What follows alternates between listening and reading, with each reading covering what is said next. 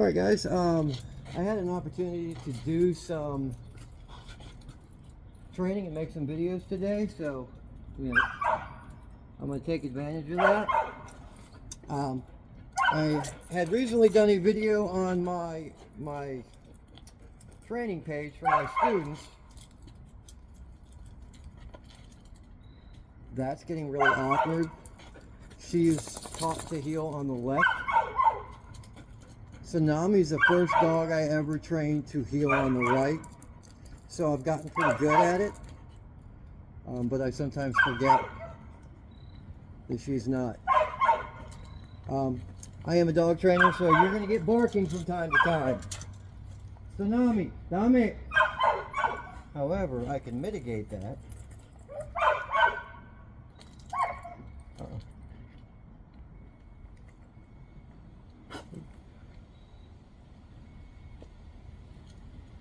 Zin Zin.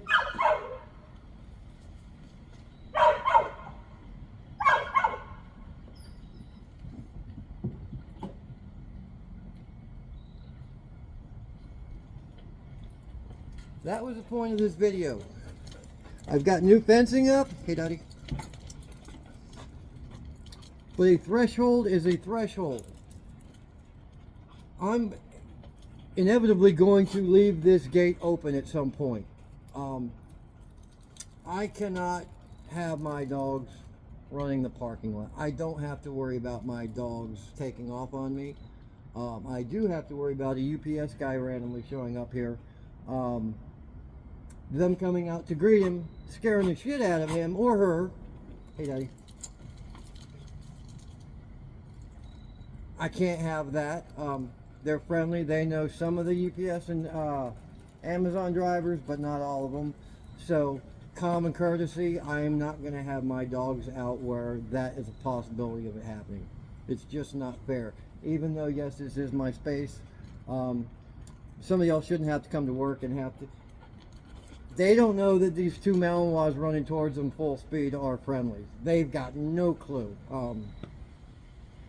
Again, and I'd like to prevent my dogs from getting shot. I tend to go off on videos when I'm talking about one thing and get into another thing.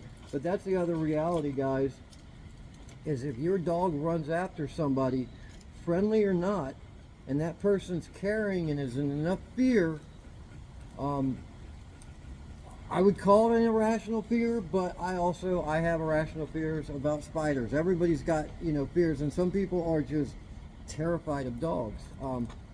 Because I don't understand it, that doesn't mean make it any less real for them. So I'm never going to allow my dogs to run after somebody.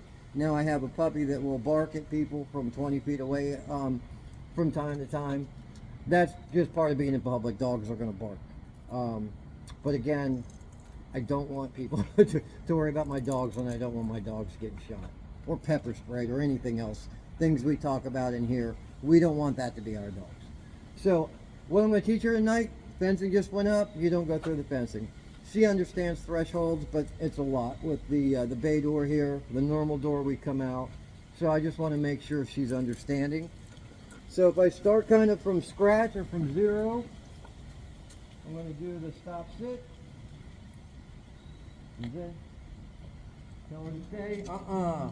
Correct her if she comes towards it. Girl. Damn it. I'm going to use spatial pressure. Good.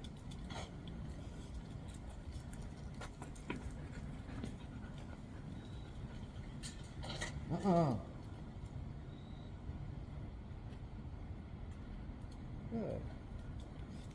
And I'm just doing repetition.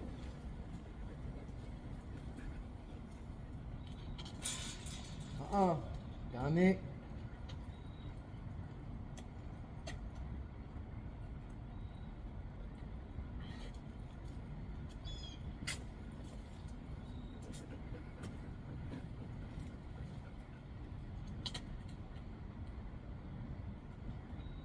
Take care. Good girl. Now I could take her, stop, put her in a sit, tell her to stay every time. Or I can just change my body language a little bit to something that she understands, which is facial pressure.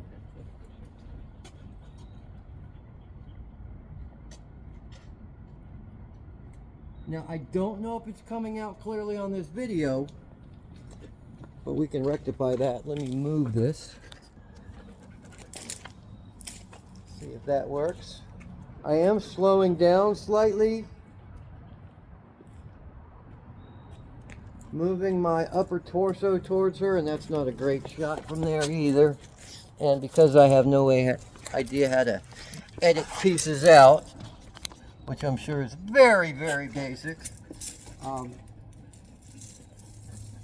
So I'm slowing, looking at her. Dame, correcting if she does try to come through.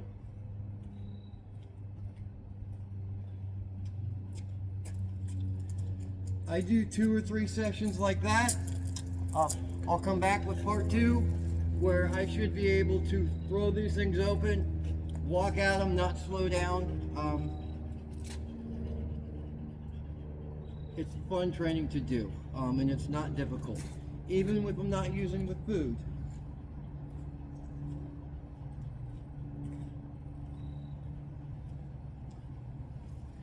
Good job. Good job. If I really want to make this powerful, hey Dottie.